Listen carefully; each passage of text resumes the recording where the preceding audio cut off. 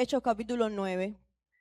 Vamos a ver el final, los últimos versos del verso 32 al 43 de Hechos. Hemos hablado ya de dos personajes, ahora vamos a ver otros con los últimos que termina el escritor Lucas de hablar en Hechos capítulo 9, pero hemos visto dos personajes. El primero fue Saulo, ¿está conmigo? Y el segundo fue Ananías. Y hoy vamos a ver que el escritor Lucas hace un giro y comienza a hablar entonces de Pedro a partir del verso 32. Verso 32. Hechos capítulo 9 en el verso 32. ¿Lo tiene? Ay, mamá. Mañana es sábado. ¿Cuántos trabajan mañana? Tú no cuentas, hijo. ¿Cuántos trabajan mañana? Nadie trabaja mañana, entonces hoy tiene que estar contento, happy, sonríale a la vida. Sonríe despacito como lo que me mandó Nelsa hoy que me hizo sonreír. Hechos 9, capítulo 9, en el verso 32. Dice la palabra del Señor. Aconteció que Pedro, visitando a todos, vino también a los santos que habitaban en Lida. Y Marianita, Dios te bendiga. Bienvenida a tu casa. Abrazo desde Perú, ¿no? Y halló allí, diga, halló allí a uno que se llamaba Eneas, que hacía 8 años. ¿Cuántos años? 8 años. Que estaba en cama, pues era paralítico de 8 años. No nació con esa condición, hacía 8 años que era paralítico. Y le dijo Pedro: Eneas, Jesucristo te sana. Qué linda la palabra del Señor, es bien clara. El que esté confundido es porque quiere. Y le dijo Pedro: Eneas, dígalo conmigo, Jesucristo te sana. Levántate y haz tu cama. Y enseguida se levantó. Y le vieron todos los que habitaban en Lida y en Sarón, los cuales se convirtieron al Señor. Así que todos los milagros que ocurren en la vida de los hijos de Dios son con propósito. Y le vieron todos los que habitaban en Lida y Sarón, los cuales se convirtieron al Señor. ¿Por qué? Porque conocían a Eneas, que llevaba 8 años paralítico en una cama, y de repente llegó el ungido del Señor y Eneas se levantó de la cama. Verso 36 dice: había entonces en Jope una discípula. ¿Una qué? Discípula. Mire, quisiera ir palabra por palabra, pero no puedo, porque entonces estamos en el capítulo 9 hasta que se termine el año, pero hay cosas que no puedo pasar por alto para que usted las conozca.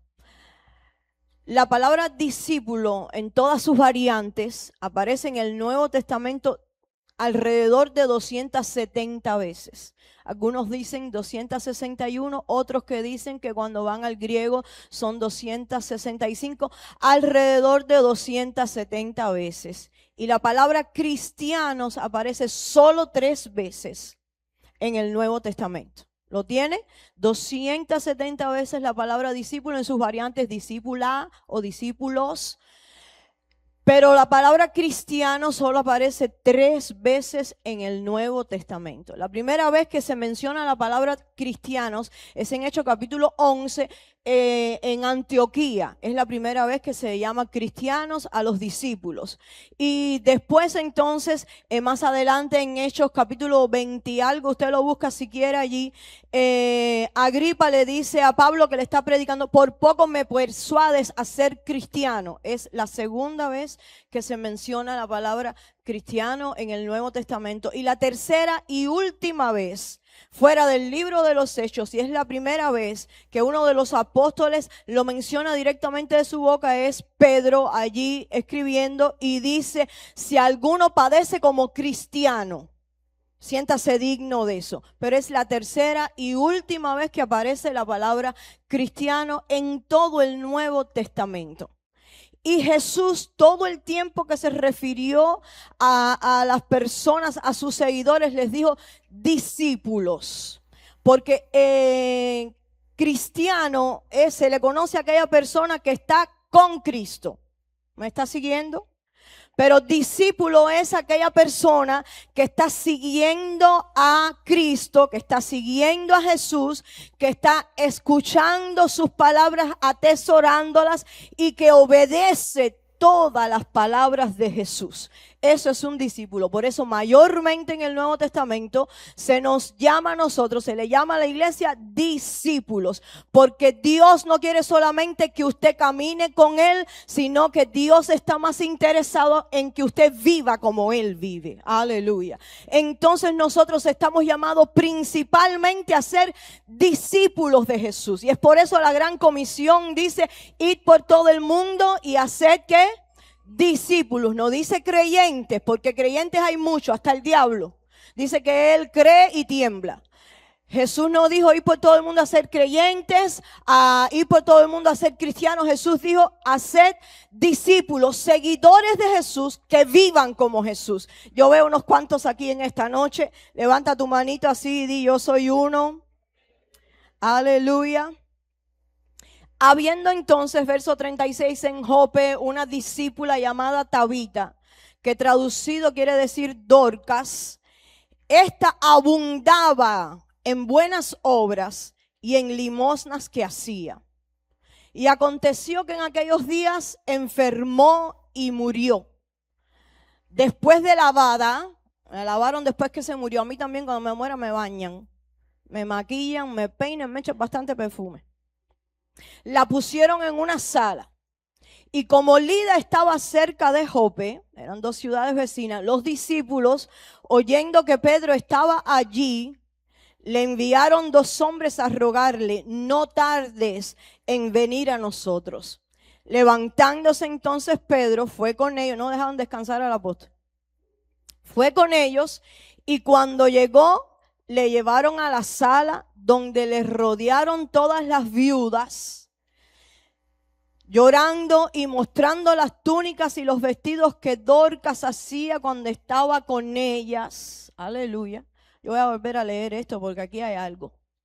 Levantándose entonces Pedro, fue con ellos. Usted vaya escudriñando la palabra ahí. Y cuando llegó, le llevaron a la sala donde lo rodearon a Pedro y al cuerpo que estaba ahí, inerte, estaba muerto, no había vida. Todas las viudas, ¿y qué estaban haciendo las viudas? Llorando y mostrando las túnicas y los vestidos que Dorcas hacía cuando estaba con ellas. Dorcas, Tabita, estaba muerta en la sala. Ya según la costumbre judía habían preparado el cuerpo. Estaba en una condición allí Dorcas y todos los que estaban alrededor, las personas que estaban alrededor, lo que estaban haciendo era lamentándose y llorando, recordando las buenas obras que Dorcas había hecho, regalando sus túnicas, sus vestidos, haciendo limosnas. Pero lo que pasa es que todos los que estaban llorando y lamentando no se daban cuenta que estaba a punto de cambiar algo. Entonces llegó el ungido, llegó Pedro al lugar y estaba esa atmósfera alrededor del cuerpo de aquella que iba a volver a recibir vida. Y hay momentos en que nosotros nos encontramos en ciertas condiciones. Nos encontramos en tribulaciones profundas y las personas, el sistema de soporte que está a nuestro alrededor no es el mejor. Esto lo descubrí hoy en la tarde, escudriñando la palabra. Por eso voy despacio para enseñarle a ustedes cómo escudriñar la palabra. Porque cada verso, cada palabra no fue escrita por gusto. Ahí está con un sentido. Y a veces estamos rodeados de personas que no nos dan la compañía correcta. No tienen nada que aportar para sacarnos de la muerte. Y en vez de levantarnos de la muerte, ellos también mueren con nosotros. Entonces, en medio de las tribulaciones, yo tengo que elegir quién me acompaña. ¿Usted está conmigo? En medio del dolor yo tengo que elegir quién me puede guiar, quién puede ser un faro para mí. A veces estamos tan hundidos en nuestro dolor que perdemos el norte. La brújula se paraliza y no dice para dónde tenemos que coger. Perdemos la dirección.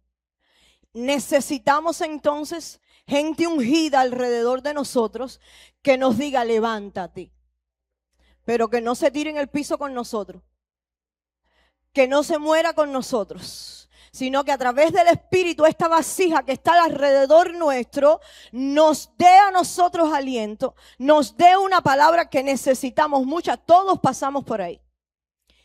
Y necesitamos entonces las compañías correctas. Dígalo conmigo, necesito una compañía correcta.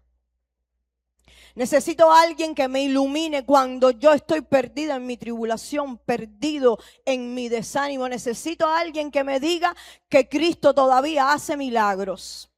Necesito a alguien que cuando me falte a mí la fe, Él crea por mí, ella crea por mí y me diga levántate y resplandece, aleluya, que de esta Dios te va a sacar, aunque por dentro estoy llorando contigo, pero no te puedo reír la gracia. Si estás en el piso, tengo que decirte que tu condición no es la del piso, que el piso no va a ser tu habitación eterna, sino que en el nombre del Señor necesitas levantarte, pero usted necesita un sistema de compañía que valga la pena, no cualquier compañía, no cualquier consejo, porque a veces cualquier consejo lo que hace es hundirnos más en el dolor, hundirnos más en el problema, poner nuestros corazones más endurecidos. Entonces usted en medio del dolor tiene que buscar la compañía correcta, una compañía que aprenda a discernir el trabajo del Espíritu está haciendo en tu corazón, aunque sientas que te estás hundiendo. Verso 40, entonces, mire lo que hizo Pedro. Pedro entendió esto mismo. Y dijo, estas viejas aquí llorando no me sirven. Lamentándose, tampoco me sirven.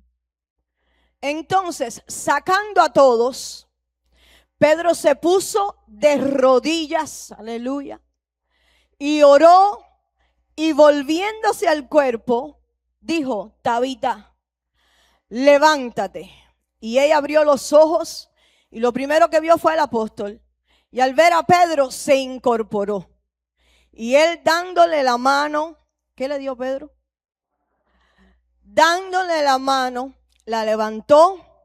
Entonces llamando a los santos y a las viudas, la presentó como viva. Esto fue notorio en toda Jope, otro milagro con propósito. Esto fue notorio en toda Jope y muchos creyeron en el Señor. ¿Cuál fue el propósito de este milagro? ¿Que hablaran de Pedro? ¿Que dijeran los milagros que hacía Pedro? No, que muchos creyeran en el Señor. Y aconteció que se quedó muchos días en Jope, en casa de un cierto Simón. Todo eso estaba lleno de Simón ahí, curtidor. Amén. Así que esta porción de Hechos nos presenta dos milagros. Hechos capítulo 9 del 32 al 43 nos presenta dos milagros. Diga conmigo, dos milagros. Si yo le pregunto, ¿cuántos milagros hay en Hechos 9 del 32 al 43? ¿Cuánto usted me dice? Dos milagros, dos escenarios diferentes y dos necesidades diferentes, pero un mismo Dios. Aleluya. Un mismo Dios. Así que no importa cuál sea la necesidad, tenemos un mismo Dios. El mismo Dios que abrió el mar rojo allí cuando el pueblo necesitaba pasar por él para liberarse del yugo egipcio, es el mismo Dios que te tiene en su mano hoy a ti. Tenemos el mismo Dios, el que multiplicó los panes y los peces, el que sacó a Lázaro de la tumba, el que le dio la vida ahora a Tabita. Tenemos el mismo Dios. Vamos, sacude ahí a tu hermano, cógelo por los hombros y sacúdelo en esta noche y dile, tenemos el mismo Dios. Jesucristo sigue levantando aún en este siglo, en este momento, en esta actualidad. Jesucristo sigue levantando lo que parece que no tiene remedio. El Señor siempre tiene lo que usted necesita. Dios tiene lo que usted necesita en su mano. Eneas llevaba 8 años postrado. Tabita llevaba unas horas muerta. Eneas necesitaba recuperar su movilidad. Tabita necesitaba recuperar la vida. Y esto me habla de 2 condiciones que tiene la iglesia actual de Jesucristo. La primera condición, hay una iglesia que le falta movilidad, aleluya. Y la segunda condición es que hay parte de la iglesia que está muerta, necesita recuperar la vida, aleluya. Cuando Jesús entra en escena, la última palabra todavía no ha sido dicha, porque el que tiene la última palabra es Jesucristo, el Señor de los señores. A Él nadie le roba la última palabra. Él es el dueño de la última palabra. Aleluya. Oh, yo siento su presencia en esta noche, porque Dios te encuentra donde la vida te dejó postrado, y este es el primer caso que estamos aquí, acabamos de leer el caso de Eneas. Había estado postrado por 8 años y dice allí la Biblia, en el verso 33, ponga sus ojos allí conmigo, y allí halló a uno que se llamaba Eneas, que hacía 8 años que estaba en cama porque era paralítico. La condición de Eneas, ¿cuál era? Parálisis. Tenía vida, pero no se podía mover. Tenía vida, pero no se valía por sí solo. Estaba paralítico, respiraba, pero no se podía levantar, no podía accionar, no podía trabajar, no podía ayudar, no podía hacer nada. Solamente estaba tendido en una cama, respirando. Tenía vida, pero no tenía movilidad. Y la iglesia de Jesucristo, diga, soy yo. La iglesia de Jesucristo actual necesita movilidad. Aleluya. La iglesia de Jesucristo actual, que quiere parecerse a la iglesia de los hechos, necesita ser una iglesia activa. Necesita ser esa actividad, ese movimiento. El único que lo puede dar es el Espíritu Santo de Dios. Aleluya. El Espíritu Santo es el que se encarga de darle, Él es el motor. Él se encarga de darle movilidad a la iglesia de Jesucristo. Lo que pasa es que hemos sacado al Espíritu Santo de nuestros cultos, hemos sacado al Espíritu Santo de nuestros servicios, de nuestra alabanza, de nuestra adoración. Es más, ya la inteligencia artificial está produciendo canciones que han suspendido la verdadera adoración y al adorador que es inspirado por el Espíritu Santo. Aleluya. Hemos sacado al Espíritu Santo, pero como estamos en la era del Espíritu Santo, porque la trompeta está a punto de sonar y el Espíritu Santo, estando aquí su ministerio activo en medio de nosotros, es el encargado de limpiar a su iglesia, es el encargado de purificar a su iglesia, es el encargado de redarguir el corazón de sus hijos y decirnos, hey, presta atención en este punto que yo quiero cambiarlo. Es el Espíritu Santo. Estamos en esa era ahora porque Cristo viene, la era del Espíritu Santo de Dios, la era en que nos es necesario traerlo de regreso a nuestros cultos, traerlo de regreso a nuestros servicios, traerlo de regreso a nuestras oraciones, traerlo de regreso a nuestras casas, para que nos dé movilidad, para que nos haga accionar en fe, porque hemos perdido la fe a causa de que hemos desplazado al Espíritu Santo de Dios. Dile a tu hermano, es necesario que regrese, y dile como cantamos a veces, ven Espíritu, ven, aleluya. Cuando el Espíritu Santo de Dios llega, lo muerto cobra vida, lo seco vuelve a fructificar, lo que está enfermo vuelve a ser sanado. Es necesario que regrese el Espíritu Santo de Dios a nuestros corazones, y luego que el Espíritu Santo de Dios regrese a nuestros corazones, entonces aférrate al Espíritu y no lo sueltes, aférrate al Consolador y no lo sueltes, no dejes que el Espíritu se vaya. Vamos, pasa esta voz profética ahí a tu hermano y dile, no dejes que el Espíritu se vaya. Aleluya. Eneas llevaba 8 años en aquella cama, pero Dios no se había olvidado de él. Aleluya. 8 años. Y en la Biblia, cuando empezamos a estudiar la simbología numérica de la Biblia, el número 8, diga conmigo, el número 8 significa nuevos comienzos. Se terminó una etapa y comienza una etapa nueva. Por ejemplo, Aarón y sus hijos tuvieron que ser santificados y consagrados 7 días. 7 quiere decir perfección, culminación de una etapa, que algo se completó. Y después del 7, ¿cuál viene? Entonces Aarón y sus hijos comienzan su ministerio, el nuevo ministerio que jamás había sido instalado en el Antiguo Testamento.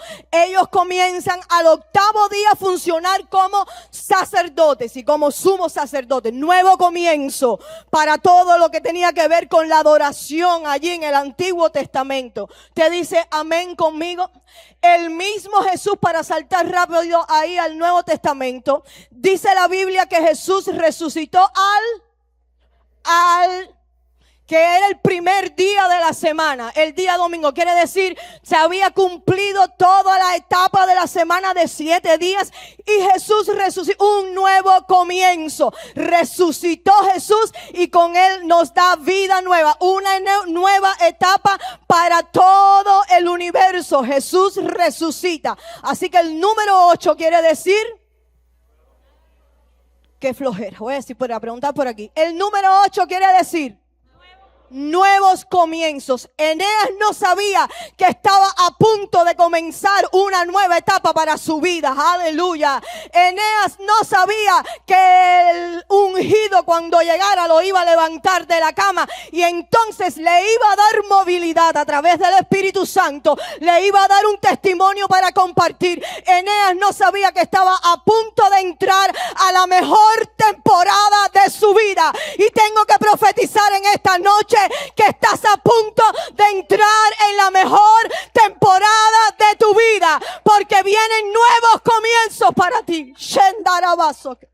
Oh, una nueva temporada. Eneas no lo sabía, era justo el número 8. Estaba anunciando que Cristo estaba llegando a esa casa a través del ungido. La sanidad estaba llegando a esa casa a través de un ungido. Es por eso que necesitamos que la iglesia actual, que quiere parecerse a la iglesia de los hechos, sea una iglesia ungida. Aleluya. Sea una iglesia poderosa, sea una iglesia que represente el reino de Dios y no tus propios beneficios. Es necesario que la iglesia de Dios sea discípulo y no solamente creyente. Es necesario que la iglesia Betel, ahora me suscribo solamente a nosotros, los que estamos sentaditos en los bancos aquí, seamos discípulos y no solo creyentes, no solo oidores, sino hacedores de la palabra de Dios. Usted dice amén conmigo. Algunos me están mirando así asombrados. No sé si Dios le está tocando o están asustados. Eneas llevaba 8 años en aquella cama. Y quiero decirle a personas que llevan tiempo en una misma condición, porque 8 también marca una etapa. Eran 8 años, fueron 8 años. Quizás Eneas ya estaba pensando, esta es mi condición, me voy a quedar así. Quizás ya estaba acostumbrado a estar postrado. Hay iglesia acostumbrada a estar postrada. Y se siente cómodo allí inválido. Se siente cómodo sin ejercer ministerio. Se siente cómodo sin hablarle a las vidas. Se siente cómodo haciendo lo mismo. Tienes que decirle ahí a tu vecino, vamos, muévele por los hombros así, rápido y dile, tienes que salir de la comodidad, de tu postración, de tu parálisis espiritual. Es tiempo de que la iglesia se levante. Es tiempo que los discípulos comiencen a seguir a Jesús de cerca. Aleluya. Y Eneas pensó quizás en algún momento, me voy a quedar así, esta es mi condición. Tengo que acostumbrarme. Dile al diablo, acostúmbrate tú, porque yo sé que mi Redentor vive. Aleluya. Déjame decirte que tu condición quizás se haya prolongado más de lo que tú estabas planificando. Tu condición quizás está durando un poco más de lo que tú crees que vas a soportar. Pero eso no significa que Dios te haya probado esa condición. Que tú te estés acostumbrando a esa condición y estés buscando recursos para mejorar esa condición, no quiere decir que Dios no pueda sacarte de tu condición. No quiere decir que ya tienes el sello del Señor. Sí, acostúmbrate. Fíjese que cuando llegó Pedro allí donde estaba Eneas, él no le dijo: Eneas, acostúmbrate a la cama. Eneas, ¿quieres que te traiga otra colchita? Pedro le dijo: Eneas, Jesucristo te sana, porque todo es en el nombre que es sobre todo nombre, en el nombre de Jesucristo. Y le dijo: Jesucristo. ¿Por qué? Porque toda la gloria es de Jesucristo. El sanador es Jesucristo. El milagroso es Jesucristo. El todopoderoso es Jesucristo. Aleluya. Jesucristo te sana. Levántate, esta es la segunda palabra que Pedro le dice a Eneas: levántate y dile a la cama esa que nunca más te va a volver a ver. Dile a la cama esa que solo la vas a estar usando a tu disposición, no a disposición de la cama. Aleluya. Dile a la cama que nunca más te va a ver ahí. Dile a la cama que tienes una palabra de Dios en esta noche. Dile a la cama que nunca más te va a ver llorar por tu tristeza, por tu dolor. Dile a la cama que se acabó la iglesia dormida. Se acabó la condición. Porque tu condición no quiere decir que está aprobada por Dios. El cielo no aprueba ninguna condición que me haga menguar delante de la presencia del Señor. Pero el cielo sí aprueba toda condición que me haga crecer delante de la presencia del Señor. Entonces tienes que preguntarte: ¿mi condición me está haciendo menguar o crecer? Si te está haciendo menguar, levántate de la cama en el nombre de Jesús. Levántate de la cama en el nombre del Señor. Vamos, pelea la buena batalla de la fe. Aleluya. Pelea la buena batalla de la fe. Estas palabras con alguien en esta noche. Tienes que pelear la buena batalla de la fe. Tienes que atreverte a creerle a Dios. Tienes que creerle a Dios, iglesia. Porque el que duda es como las ondas del mar, dice el apóstol Santiago. Que un día está adelante y otro día no. El médico me vuelve a decir el mismo diagnóstico. Yo pensé que Dios lo iba a hacer, pero me repitieron los laboratorios y estoy igual. Entonces creo que quizás me voy a quedar en esa condición. Dile a tu cama: te reprendo, cama, en el nombre de Jesús. Yo sé que mi Redentor vive. Yo sé quién es el Señor. Yo sé que Él es hacedor. Estoy levantando la fe de alguien esta noche. Yo sé que el Señor es todopoderoso. Yo sé que mi Dios no me va a dejar postrado. Yo sé que mi Dios me quiere en otra condición. Aleluya. Oh, gloria al nombre de Jesús. Es tiempo de levantarnos del letargo. Es tiempo de que nos levantemos de lo que nos está aprisionando. Eneas había convertido la cama en su realidad cotidiana todos los días, por 8 años. Pero Dios tenía una realidad diferente para Eneas. Aleluya. Y el verso 34 dice: Pedro, Eneas, Jesucristo te sana, levántate y haz tu cama. Tiende la camita, que esta cama ya no te va a servir. Vamos, dile ya a tu vecino: tiende la cama, haz tu cama, recógela, que ya esta cama no, es más, no te vas a querer acostar aquí, porque esta cama te va a recordar que pasaste 8 años siendo prisionero de esa cama. Recoge la cama, pero recógela para siempre. Y enseguida Eneas se levantó. Pedro no le presentó a Eneas una posibilidad, un simple recurso. Pedro le presentó a Eneas a la persona dueña de todos los milagros. Aleluya. Le presentó Pedro a Eneas al milagroso. Y después viene algo extraordinario. Entonces Pedro le dice: levántate, haz tu cama. Y hay camas que representan para nosotros años de frustración, heridas, decepciones, estancamiento, miedo, limitaciones, sueños que dejaron de caminar. Pero esta es la noche en que Dios está dando una palabra a su iglesia, a mí, que también soy su iglesia. Haz tu cama.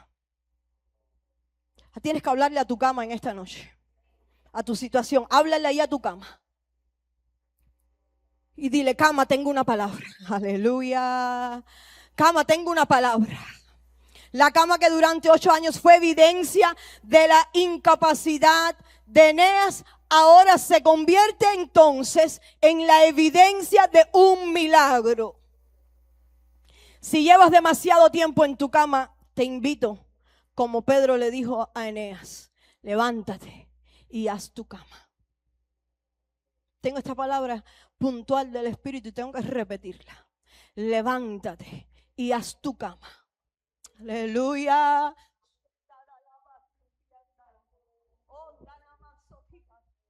Levántate y haz tu cama. Aleluya. Levántate y haz tu cama. Porque tu condición actual no determina tu destino. Tu condición actual no determina tu futuro. Tu futuro, el único que lo determina es Cristo Jesús. Porque ya le dije al principio a manera de introducción, a Dios nadie, diga conmigo nadie, le roba la última palabra. Él es el dueño, Él tiene exclusividad. La última palabra la da el Rey de Reyes, aleluya. El infierno nada tiene contigo, el diablo nada tiene contigo. Los trabajos del mundo de hechicería, mal de ojo, envidia, celo, nada tienen con la iglesia de Jesucristo. Él tiene la última palabra. Él tiene la última palabra. Él tiene la última palabra. Aleluya. Levántate, vamos, dile a tu vecino allí. Díselo bien puntual y con autoridad de Dios. Dile, levántate. Vamos, díselo a tu vecino. Levántate, resplandece, porque ha venido tu luz y la gloria de Jehová ha nacido sobre ti. Levántate, vamos, pásale esta voz a alguien. Levántate, aleluya. Levántate de los muertos y te alumbrará Cristo. Aleluya. Levántate de aquello que te paralizó. Levántate de aquello que te acostumbraste a llamar normal. Levántate de la cama de 8 años porque hay un nuevo comienzo para ti en esta noche. Hay un nuevo comienzo para la iglesia de Jesucristo. Si le crees a Dios, si te levantas de tu actual condición, si sales de la cueva como el Señor le preguntó allí a Moisés cuando se escondió en la cueva porque su depresión lo llevó a esconderse. Y Jehová le dijo a Elías, ¿qué haces aquí en la cueva? En la cueva no hay nada que hacer. En la cueva lo único que hay es tinieblas porque es oscura. En la cueva hay humedad. En la cueva no hay alimento si no sales a buscarlo. En la cueva no hay agua si no sales a buscarla. En la cueva te vas degradando espiritualmente. Es por eso que el Señor vuelve a repetir en esta noche: sal de la cueva, levántate y haz tu cama. Aleluya. Oh, gloria al nombre de Jesús. Porque cuando algo muere, Dios busca a alguien entonces que entre en la habitación. Y ahí estaba el ungido que estaba ahí para esa hora. Siempre Pedro y Juan puntuales. Aleluya. A la hora correcta estaba Pedro allí en Lida para socorrer a 2 situaciones diferentes. No eran cualquier situación. Era un paralítico y era una muerta. Pero ahí estaba el ungido. Cuando llega un ungido y entra a la habitación donde está el olor a muerte, la habitación tiene que reconocer al ungido y soltar lo que está allí aprisionando en el nombre de Jesús. Entonces el escenario en el verso 36 en adelante cambia. Ya no es Eneas, ahora es Tabita, que Dorcas, que está muerta, aparece allí ella, está muerta. Y esta también representa una condición actual de la iglesia. Porque hay parte de la iglesia que está muerta. Está duro esto.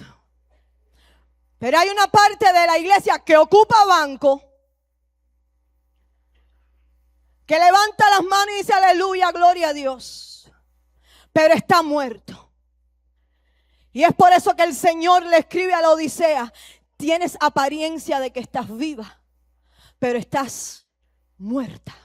Te puede aparentar toda la vida que quiera, pero el que conoce los corazones es el que da la última palabra y la sentencia y dice si estás vivo o estás muerto. Dorcas estaba muerta, como mucha iglesia hoy en día. El Espíritu Santo está tocando la puerta de aquellos que están muertos. Les está hablando el Espíritu Santo. Les está llamando el Espíritu Santo. Él está esperando que el muerto abra la puerta para que él pueda entrar y resucitar. Aleluya. Dar vida, que el Espíritu vuelva a recobrar el vigor espiritual. El Espíritu Santo está empecinado en este tiempo porque es la era del Espíritu Santo en que su iglesia se vuelva a él. Aleluya.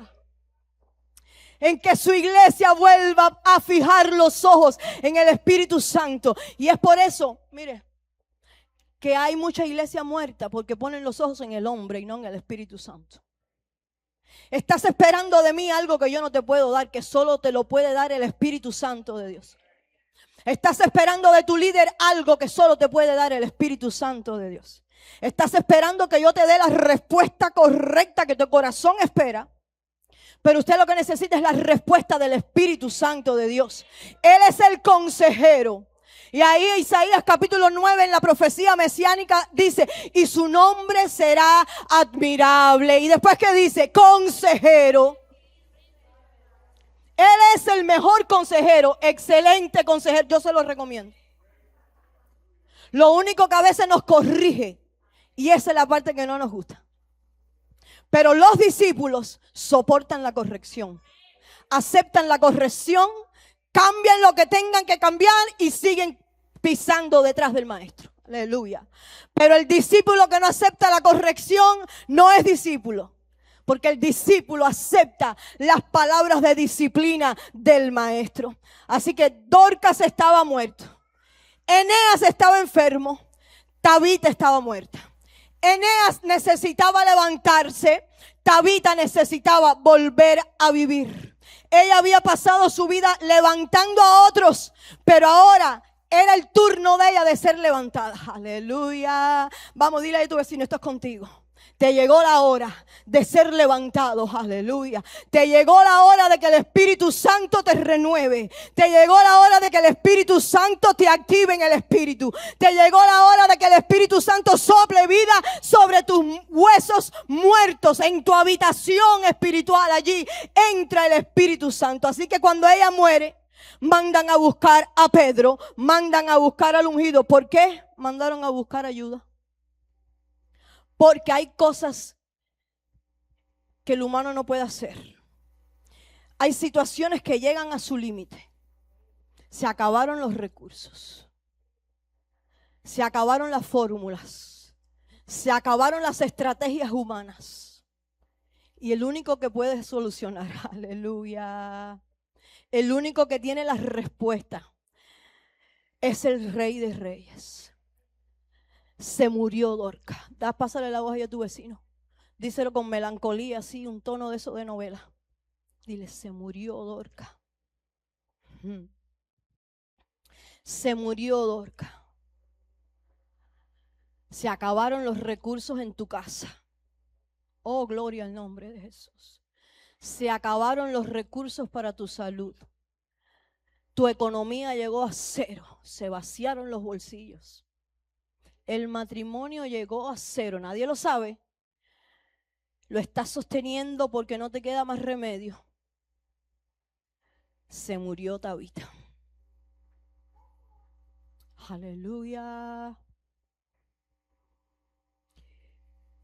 Pero todavía queda la última palabra. Aleluya. Todavía hay una última palabra que no se ha mencionado. Fíjese si Jesús es el dueño de la última palabra. Que cuando ascendió a la cruz y soportó todo su martirio, recibió golpes, recibió traiciones, recibió maltrato, latigazos. Lo exhibieron en la cruz allí desnudo. Lo traspasaron su costado. De su costado salió sangre y agua, y esto es comparable con el matrimonio. Algún día os voy a explicar. Porque él es el novio. Lo traspasaron, le pusieron la corona de espinas. Pero el que tenía la última palabra era él. Dijo 5 palabras en la cruz y la sexta fue: consumado es. Yo no sé si usted está entendiendo eso en esta noche. El diablo pensaba que había ganado. Satanás y todos los enemigos, los fariseos, los saduceos, estaban riéndose. Era la hora de la risa. Hasta que Jesús dijo la sexta palabra. Porque la tenía él. La tenía él. Y no el mundo espiritual contrario, ni ningún hombre que quería destruirlo. Y dijo, tetelestai, consumado es. Ahora llegó mi hora, dice Jesús. Y la última palabra, la séptima palabra, dijo, Padre, en tus manos, aleluya. Oh, porque hay que rendirse a Él. Hay que rendirse a Él. Hay que abandonarse en los brazos de Dios en medio de la tribulación más profunda. El único que nos queda es Cristo. Aleluya. Padre, en tus manos encomiendo mi espíritu. Y el velo del templo se rasgó. Aleluya. Jesús descendió a las profundidades allí. Pero cuando volvió a ascender, lo hizo en un cuerpo resucitado. Por eso el apóstol dice que Él es la primicia de los muertos, el único que resucitó para siempre y nunca más le conocerá la muerte. Jesucristo el grande, aleluya. Él es el dueño de la última palabra. Oh, gloria al nombre de Jesús. En tu casa el que tiene la última palabra es Cristo. No es ningún diagnóstico. No es tu esposo que te está amenazando. La vieja que dice que va a acabar contigo. No, no son ellos. No son tus hijos rebeldes. No es el diagnóstico del médico. No es tus finanzas y la quiebra en la que has caído. Es Jesucristo. Aleluya. Quizás todavía tú no has escuchado esa última palabra, pero yo te digo en esta noche que ya fue escrita, aleluya. Ya hay una sentencia de parte del cielo que dice que usted y yo somos más que vencedores por medio de aquel que nos amó y se entregó por nosotros, aleluya. Esa es la última palabra. ¿Usted quiere saber cómo se acaba esta película? Nosotros reinándose en el cielo con Cristo, aleluya, cantándole al Señor, alabando el nombre del Señor. El diablo nada tiene en mí, el diablo nada tiene en ti, el diablo nada tiene en tu casa, el diablo nada tiene en tu salud. Somos más que vencedores. Hay victoria. Vamos, dile a tu vecino, hay victoria. Ay, no, pero repítelo como si tú lo crees. Dilo, hay victoria en el nombre de Jesús. Levántate, vamos, dile a tu vecino, levántate. Y es que cuando alguien descubre que se acabó el recurso, entonces mandan a buscar a otra persona que entre en la habitación y nos provea de aquello que nosotros carecemos. Aleluya. Eso hizo Naamán. ¿Recuerdan a Naamán? El general con lepra. No tenía ya recursos, se acabaron los recursos. Lo único que quedaba era que Naamán aceptara su condición, como Satanás quiere que tú aceptes tu condición. Reprende todo pensamiento del mal en esta noche, en el nombre de Jesús. Dile, Satanás, no voy a aceptar tu diagnóstico. No voy a aceptar tu mentira, porque él es mentiroso y padre de toda mentira. Y Naamán tenía un problema que su posición no podía resolver. Entonces, allí había una joven sierva, una esclava, que le dice, Señor, yo conozco a un profeta. Yo conozco a uno. Se acabaron los recursos, pero hay ungidos. Dile allá a tu vecino. Se acabaron los recursos, pero hay uno que tiene una palabra de Dios para ti. Hay uno que te puede ayudar a levantarte del fango, del lodo. Aleluya. Mas una criada dijo a su señor, si rogaste mi señor al profeta que está en Samaria, él lo sanaría de su lepra. Esto está en el libro 2 de Reyes, capítulo 2. ¿Y Naamán qué hizo? No había recursos. Necesitaba probar. ¿Por qué?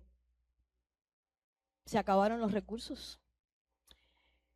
Y el profeta le dice, báñate en el río Jordán 7 veces. Y es que a veces Dios tiene la última palabra y nosotros queremos otra. Alábalo ahora. A veces Dios nos está dando la palabra, la única que usted necesita para salir de su hueco, y usted quiere otra. Y Naamán dijo, en el río Jordán, fúchila. No hay otro río mejor que el río Jordán para yo sumergirme, yo, el generalísimo. No quería aceptar la palabra. Pero usted tiene que abrir su corazón a cualquier cosa que Dios te está señalando, para que recibas tu victoria, para que recibas tu libertad espiritual. Hasta que por fin Naamán bajó a las aguas y recibió sanidad, porque se habían acabado los recursos. Y es por eso, ahora viene la parte que no nos gusta, que Dios nos lleva a grandes tribulaciones, para que volvamos nuestros ojos a Dios. Y mi hermano tiene una frase linda: bendita aflicción que nos pone de rodillas. Porque a veces somos contumaces, a veces somos altivos, a veces somos orgullosos, a veces andamos criticando a todo el mundo y no podemos ver nuestra propia condición. Y Dios nos dice: espérate un momentico, voy a tratar contigo, porque te amo. El trato de Dios con nosotros es porque nos ama. Y entonces nos lleva a la habitación de muerte, allí donde tenemos que morir a lo que Dios nos esté pidiendo, porque Él nos está dando la palabra y nos dice: para la derecha, coge ahora para la derecha. Y usted dice: no, para la derecha no, para la izquierda. A veces mi mamá, voy a decir esto aquí, mami, el secreto tuyo, ella siempre está perdida en las direcciones, pero de todos modos, cuando se sienta conmigo, con mi hermano, con papi, ella manda: para la derecha, niña. Mami, no es para la derecha. Que sí que es para la derecha. Mami, no es para la derecha. Sí, es para la derecha, que yo sé que es para la derecha. Entonces yo, para que ella esté tranquila, cojo para la derecha. Y dice: ay, esto no me parece que es aquí. Es que era para la izquierda, mami. Ah, bueno, es que me equivoqué. Y a veces nosotros somos así. El Señor nos está tratando de guiar y tenemos oído de lagartija, como decía un pastor querido. Nos entra por aquí. ¿Sabe que el oído de lagartija es hueco? Nos entra por un oído y nos sale por el otro. Entra por aquí la palabra, la dirección de Dios, y sale por este lado, intacta. Hay que aceptar la palabra del Señor, cualquiera que ella sea.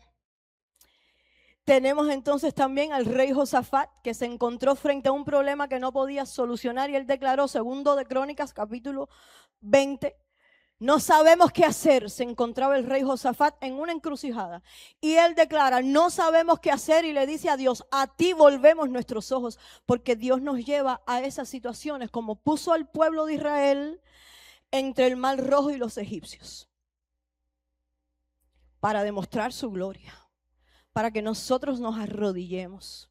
Y entonces Dios respondió por medio de Jaziel: no temáis, porque no es vuestra la guerra, sino de Dios. Segundo de Crónicas 20:15.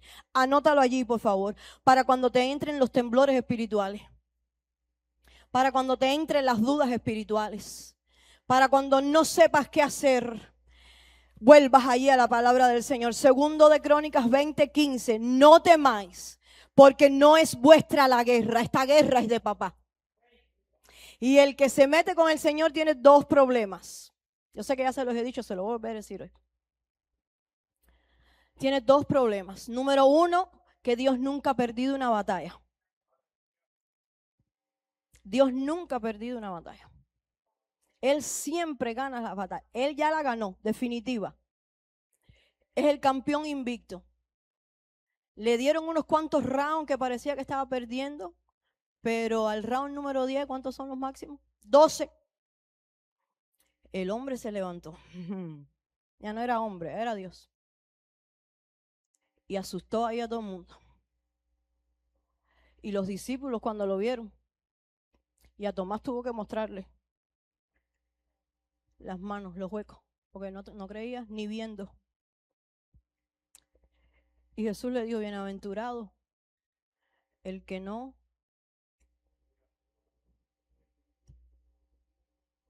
Y era Jesús resucitado. Ahí pasó tiempo con los discípulos, 50 días antes de ascender. Entonces se enfrenta a que está peleando con Dios y se enfrenta a que Dios nunca pierde. Así que la victoria es nuestra. Tan sencillo. En que nosotros complicamos el evangelio, porque nos ahogamos en un vaso de agua, nos ahogamos. Pero ya el evangelio, la palabra ya fue escrita. Y nosotros somos los vencedores. Nosotros somos los vencedores. Y voy a repetir esto hasta que el Espíritu me indique. Nosotros somos los vencedores. Usted es el vencedor, mi hermano. Es usted. No son las obras de las tinieblas. No es aquello que te está deprimiendo, sacándote de control, tratando de tumbarte. No es. Es usted el que es más que vencedor. Eres tú, mi hermano. Tú eres la que tienes la victoria. Eres tú, tu casa, tu hija, todo lo que tus manos toquen. Usted es el vencedor. Aleluya. Espíritu Santo de Dios está aquí en esta noche hablando. Estás recorriendo los corazones ahora. Eres tú. Aleluya. Eres tú la vencedora, mi hermana.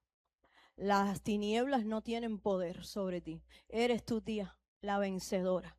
Tú eres la que tienes la victoria. No son las tinieblas ni las situaciones que te rodeen. Eres tú la que tienes la victoria. Tú eres la hija de Dios. Aleluya. Oh, ¿y usted conoce algún padre que ve que están maltratando a su hijo y no sale a socorrerlo? ¿Usted conoce algún padre que ve que su hijo tiene mucho hambre y le inhibe el alimento? ¿Conoce algún padre? Un buen padre. ¿Usted conoce algún padre que ve a su hijo que no tiene casa y lo deja a la intemperie, teniendo él una casa?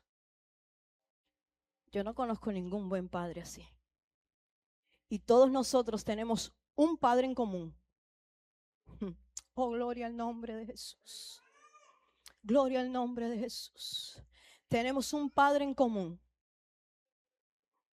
Es nuestro Padre, Dios. Él es nuestro Padre. Si Él cuida de las aves, si Él da el alimento a las bestias, si Él viste los lirios de los campos, aleluya, nada te va a faltar. Nada te va a faltar. La victoria es tuya, dice Dios. Aleluya. La victoria es tuya. La victoria es tuya. La victoria es tuya. Vamos, pasa la voz esta espiritual. La victoria es tuya. Aleluya. Cristo te regaló la victoria. Ya es tuya. No tienes que comprarla. No, solo acéptala en tu corazón para que ella tome acción en tu vida. La victoria es tuya. Aleluya. La victoria es de la iglesia de Jesucristo. Y ni las puertas del Hades podrán en contra de la iglesia de Jesucristo. Oh, gloria al nombre de la victoria es de la iglesia de Jesucristo. La victoria es de los hijos de Dios. Aleluya. Oh, no podrá Satanás arremeter en contra de la iglesia. El Espíritu Santo se para en contra de Satanás entre la iglesia y Satanás. Ahí se para el Espíritu. Y vendrá el enemigo como río, dice el profeta Isaías. Mas el Espíritu de Jehová levantará banderas, aleluya. Por un camino viene el enemigo, pero por 7 se tendrá que ir huyendo. En el nombre de Jesús, aleluya. Oh, gloria al nombre, sobre todo nombre. Todavía Jesús tiene la respuesta. La última palabra. Todavía la tiene Jesús, aleluya. Jesús todavía entra en habitaciones con olor a muerto. Él no le tiene temor al olor a muerto. No, a Él no le da ganas de vomitar. Él es experto entrando en habitaciones donde hay olor a muerto, donde hay gente muerta y gente tendida sin vida. Él es experto levantando lo que no tiene vida, aleluya. A Jesús nadie le roba la última palabra. Él tiene la última palabra. Como la tuvo con Eneas, como la tuvo con Tabita, la tiene así contigo. Aleluya. Así que se acabaron las estrategias humanas. Ya no sirven para Dios. Ahora hay que buscar la última respuesta. Cuando usted se tira a orar en esta noche en su casa, o en la mañana, en el tiempo que usted tenga con Dios, que espero que lo tenga, pídale al Señor, dime cuál es tu última palabra. Aleluya. Dime cuál es la última palabra. Dime cuál es, qué es lo que tienes escondido ahí para mí. Revélame dónde está porque no he podido entenderlo. Entonces, sacando a todos, Pedro se puso de rodillas y oró. Y esta es la condición que tenemos que imitar aquí en estos versos. Pedro se puso de rodillas y oró. Él no se postró delante de la condición de la muerte a llorar como las viudas, no, él la sacó. Se arrodilló con un motivo y era orar. Porque antes de resucitar muertos, hay que hablar con el Dios que da vida. Aleluya, vamos, levanta tu mano conmigo. Antes de querer que Dios resucite tu condición, tienes que hablar con Él primero. Aleluya. Tienes que postrarte ante la presencia de Dios. Tienes que hablar con Dios y decirle: Señor, esta es mi necesidad. Padre, yo me humillo, me pongo de rodillas delante de tu presencia y estoy hablando contigo en esta hora. Antes de resucitar muerto, usted tiene que hablar con el Dios de los vivos. Aleluya. Gloria al nombre de Jesús. Pedro se arrodilló y habló con Dios. Y allí se produjo un milagro, sin griterías, sin espectáculos pentecostales. Solo Pedro, el Espíritu Santo, Pedro y la muerta. Porque el Señor no está midiendo con un termómetro a ver qué cristiano grita más que otro. El Señor no está mirando con un termómetro a ver qué cristiano habla más en lengua que otro. Dile a tu vecino. ¿Sabes lo que está mirando Dios? ¿Cuánto pesa tu comunión con Él? Tu corazón con esto es corazón. Intimidad con Dios. Esa que nadie ve, pero la ve el Espíritu Santo de Dios. No me importa cuánto gritas, dice Dios. Me importa tu comunión conmigo. Y número 3, y ya nos vamos. Dios te levanta para que otros sepan que Él está vivo. Aleluya.